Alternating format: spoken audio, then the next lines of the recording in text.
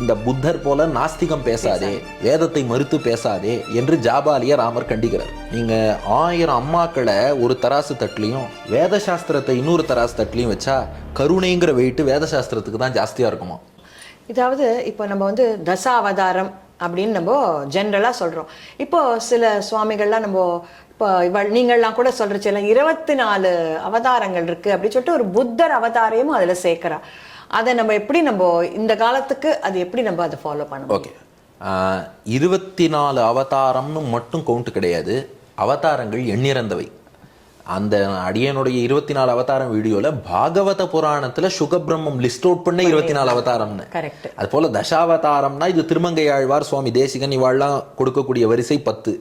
ஆனா பகவானுடைய அவதாரங்களை இவ்வளவுதான் ஒரு எண்ணிக்கைக்குள்ள அடக்க முடியாதுங்கிறது ஒரு புறம். இந்த புத்தாவதாரம் பொறுத்தவரை நீங்க கேட்டல், இது எனக்கே வந்து நிறைய பேர் வந்து அந்த வீடியோ கீழே கமெண்ட்ஸ் எல்லாம் போட்டா அது யூஸ்வலாக அடியன் கமெண்ட்ஸுக்கு ரிப்ளை பண்ணுவேன். பட் அவளுக்கு திரும்ப ரிப்ளை பண்ண டைம் இருக்காது. நமக்கு இருக்கிற டயத்தில் நம்ம ரிப்ளை பண்ணிடுறது. என்ன விஷயம்னா, முதல்ல அது கௌதம புத்தரா இல்லையாங்கிறதே ஒரு டிபேட்டபிள் பாயிண்ட். புத்தரை ராமர் கண்டிச்சிருக்கார். அயோத்தியா காண்டத்துல ஜாபாலி முனிவர் நாஸ்திகம் பேசி ராமனை நாட்டுக்கு வான்னு அழைக்கிறார் இல்லையா, அந்த இடம் உங்களுக்கு தெரியும். அந்த இடத்துல ராமர் சொல்ற ஸ்லோகம் யதாஹி சோரஸ் ச ததாஹி புத்தஹா ததாகதம் நாஸ்திகம் அத்ர வித்தி. இந்த புத்தர் போல நாஸ்திகம் பேசாதே, வேதத்தை மறுத்து பேசாதே என்று ஜாபாலிய ராமர் கண்டிக்கிறார்.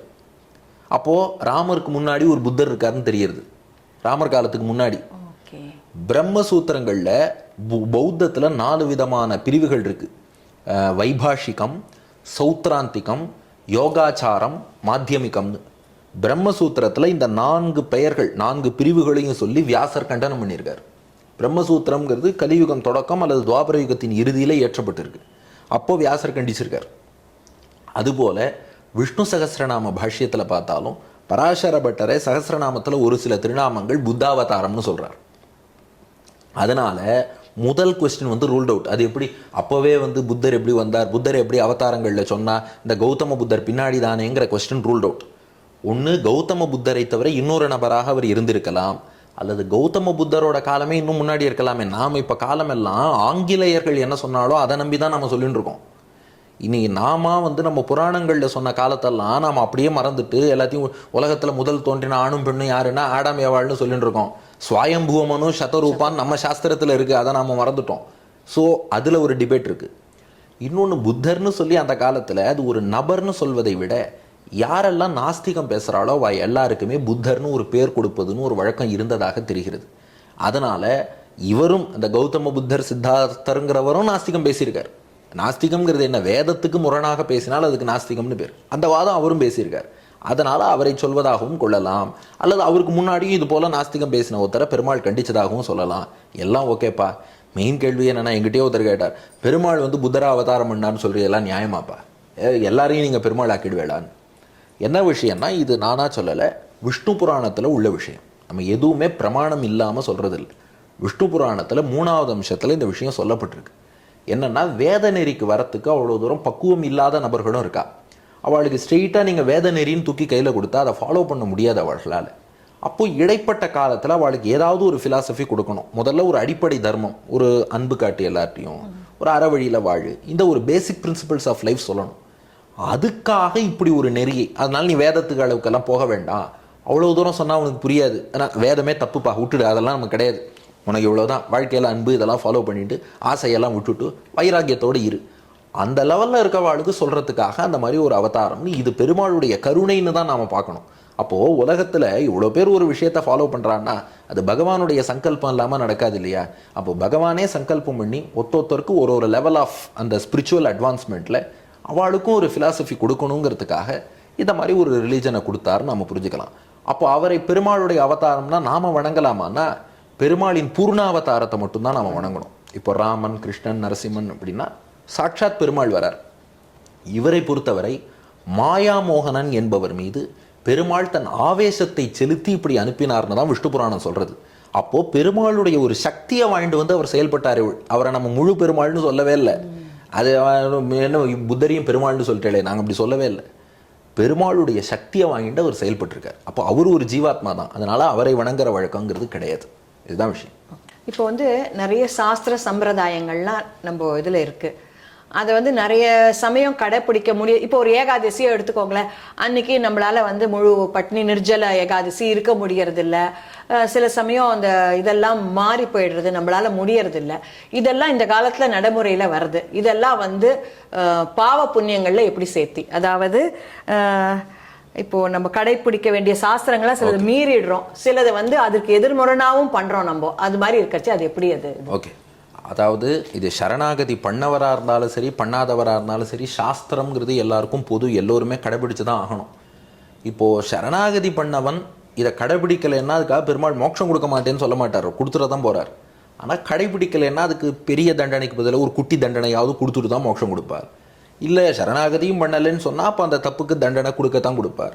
ஆனால் நமக்கு சுச்சுவேஷன் இன்றைக்கி இந்த மாதிரி இருக்கே, இப்போ ஒரு ஏகாதசின்னு வருது, நிர்ஜலமாக விரதம் இருக்கணும்னா அனுஷ்டிக்க முடியல, இதனால் பாப்பம் வருமானா, இதை நம்ம என்ன பண்ணணும்னா சாஸ்திரங்களே இதுக்கான வழி காமிச்சிருக்கோம்.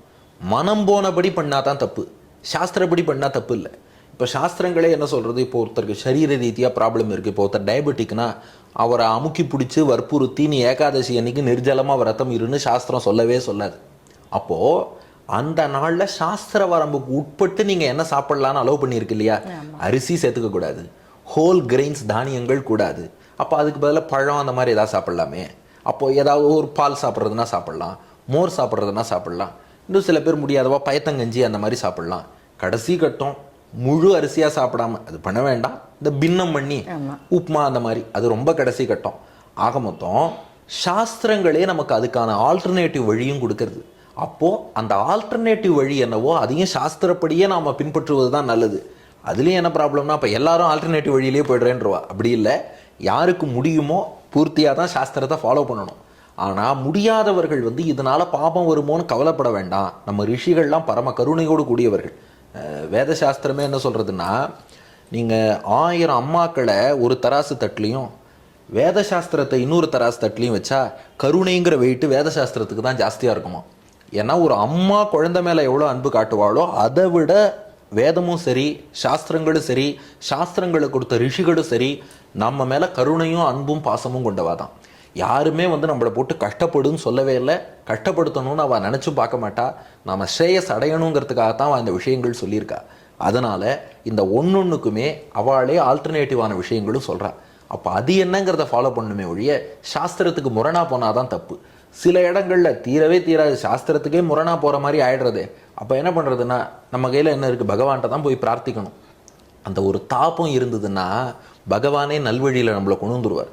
ஐயோ பகவானே இப்படி ஒரு தப்பு பண்ணுற மாதிரி நேர்ந்துருத்துப்பா, இனி இந்த மாதிரி தப்பு நடக்கக்கூடாது, வாழ்க்கையில் நடக்காமல் பார்த்துக்கோன்னா இந்த மாதிரி பிரார்த்தனைகளுக்கெல்லாம் உடனே பகவான் அனுகிரகம் பண்ணிடுவார்.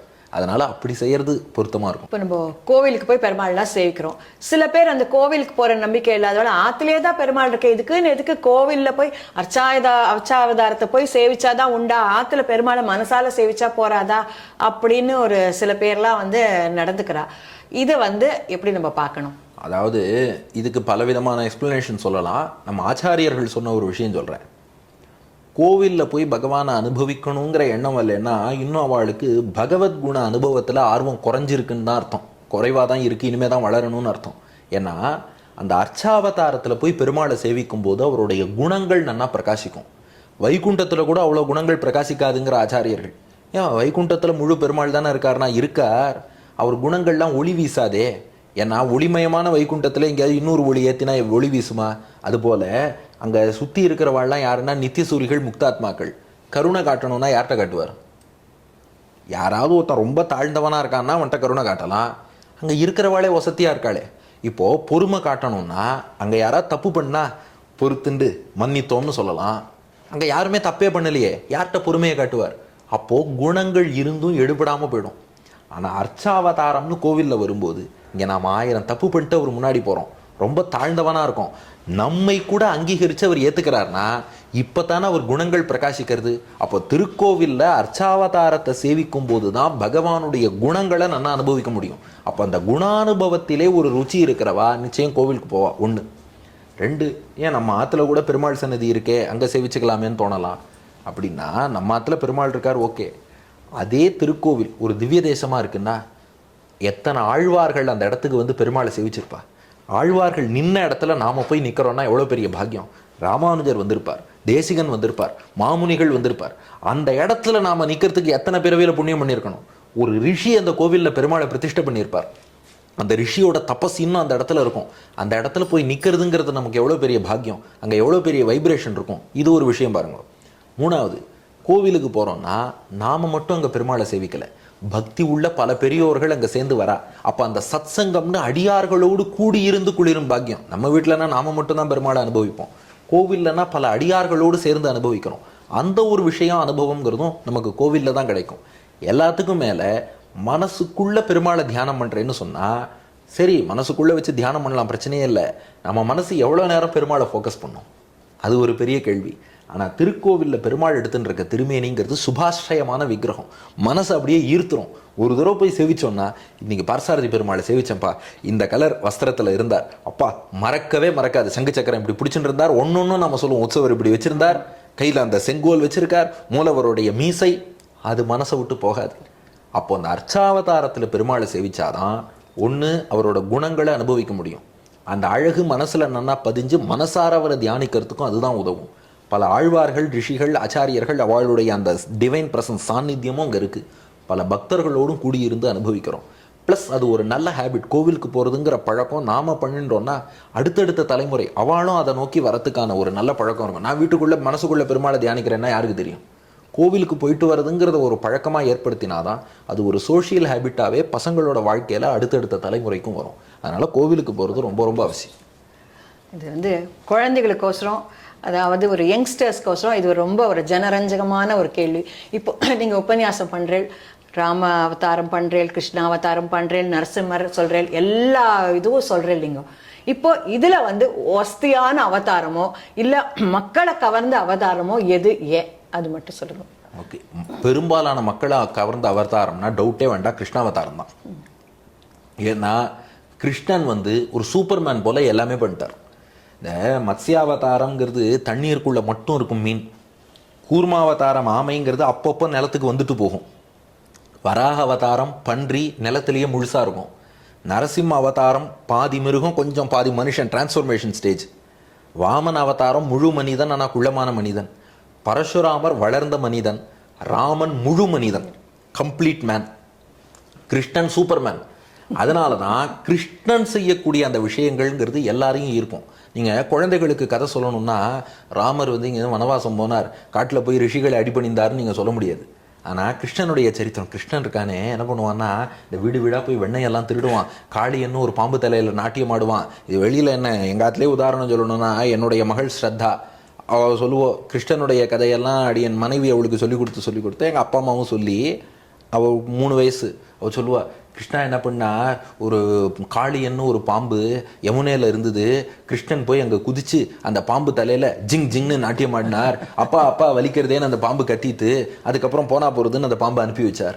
அப்படி இது ஒரு குழந்தை கூட சொல்லணும்னா அது வந்து கிருஷ்ணன் தான். இது அடியன் சொல்லலை, ராமானுஜர் கீதா பாஷ்யத்தில் ஒரு இன்ட்ரோடக்ஷன் கொடுத்துருக்கார். நீங்கள் கேட்ட கேள்வி எல்லாமே அஃப்கோர்ஸ் சென்டர்ட் அரௌண்ட் பகவத்கீதையாவே ஆட்டோமேட்டிக்காக அமைஞ்சிடுது.